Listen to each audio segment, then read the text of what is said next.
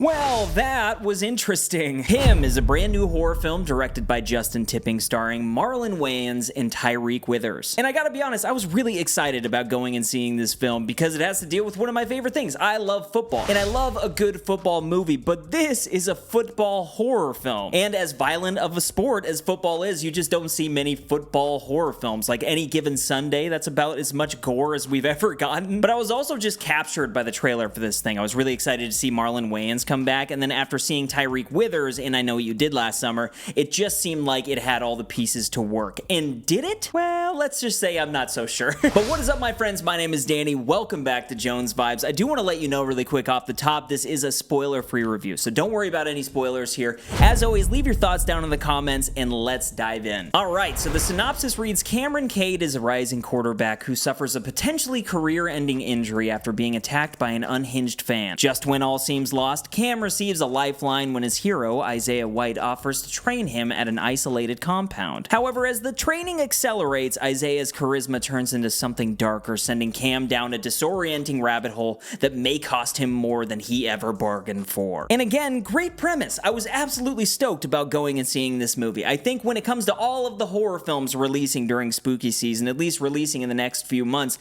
this was the one that I was the most curious about. It really seemed like it had a lot of potential.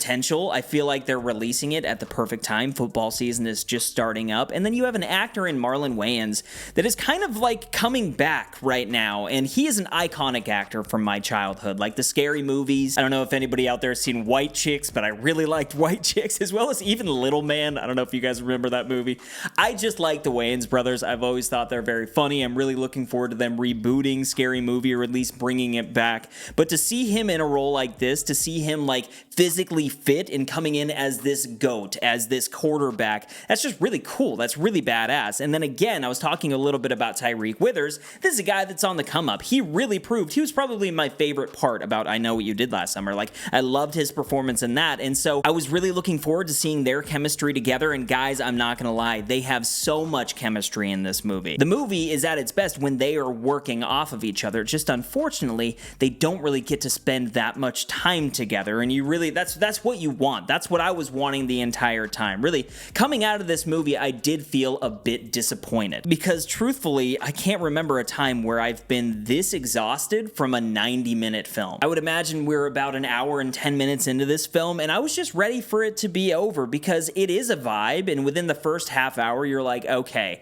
I can get into this. This thing's cool. The soundtrack is really pumping. But then everything that happens in the first 30 minutes just continues to happen over and over and over again. Like, there were some good things. I definitely have some positives from the film, but I definitely have a lot of negatives. I think I will just start with the positives. I already mentioned the performances. I think those two are great, dude. I think Marlon and Tyriq are probably the best part about this film, just their performances in general. And then the other positive for me was truly the soundtrack. I was having a great time with the soundtrack, and when you're pairing that with some of the shocking imagery that you're seeing on screen, with how dark of a hole this thing descends into, it is kind of just like a weird dark vibe. But that's really about it, because everything else just takes away from that. Like, the heart of this film is pure evil. And when you're watching horror film, if you're signing up to watch a horror film, like, you understand that. Like, I signed off at the door. I'm like, I'm ready for this, man. But to me, there are metaphors here. There are metaphors when it comes to like team ownership and players, when it comes to the NFL, you know what I mean? Or there are metaphors when it comes to just the pressure that is put on these young athletes as they're coming up, the pressure to be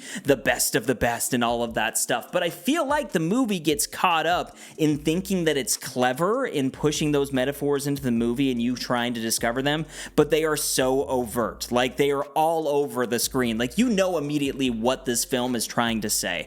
And it does it in the most evil way possible, to a point where I was rolling my eyes because it was just cliche evil. In my honest opinion, this felt so much just like a cheap horror film that was churned out of the Hollywood machine. As evil as Hollywood can be, you know what I mean? Like, there are all the conspiracy theories. There is so much darkness in the world already, and so you hear stories, you know what I mean, in every single industry, whether it be in athletics and football and sports or the music industry or all of that. It's basically taking all of those things that you maybe have heard is going on in the back rooms of some of these places. It takes some of that Kubrick, like that Eyes Wide Shut sauce, and it just puts it everywhere. nowhere. It's just like, hey, check this out. Like, this is how evil everything is. And you're supposed to just sit there as the viewer, I think, and just think that it's art. You know what I mean? And, you know, I mentioned Eyes Wide Shut. Like, Kubrick, it was a very tasteful movie, the way that he went about things. And the story that this movie was trying to tell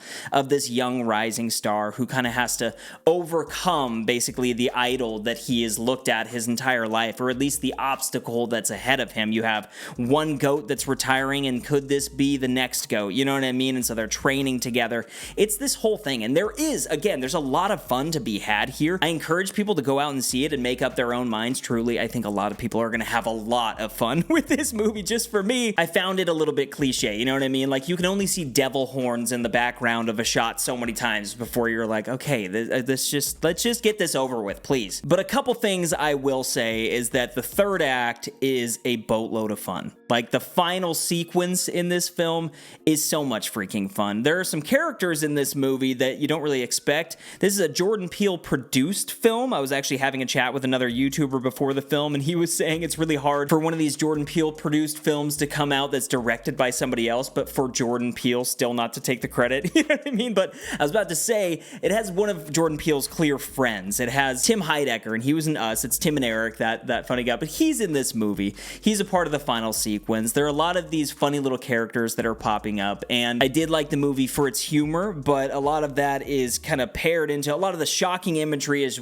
well as the humor all collides together in this final act that is an absolute trip. Like, I would watch this movie again just to watch that part alone, and I think people are kind of gonna go bananas for it. Like, I could see the final act being something where somebody's like, I'm giving this 5 out of 5 stars, no doubt. But the last thing I want to say, and I mean no pun by saying this, well done in the football arena. I'm such a sucker for, these aren't horror films, but like Friday Night Lights, Remember the Titans, Any Given Sunday. I love sports movies. I'm an avid sports movie watcher, and every time a movie comes out that has to do with a sport but isn't like directly about a team playing that sport, you kind of get worried that they're just gonna like chalk up the sport. They're just gonna like toss it to the side. They're just gonna show a couple shots of Tyriq Withers being like, what's up, I'm throwing the ball. But they didn't do that. They really took things to the extreme in this, and he looks like a quarterback. He throws the ball like a quarterback, and you believe that Marlon Wayans' character, you believe that he was the GOAT. You believe that he was a freaking phenomenal quarterback, and everything he had to do to get there, well, that's kind of the story that you have to uncover. And so I hope you guys get out and see it. It didn't quite live up to my expectations, but it might be your favorite movie. Who knows? As for my Jones Vibe star rating, though, I am giving him 3 out of 5 stars,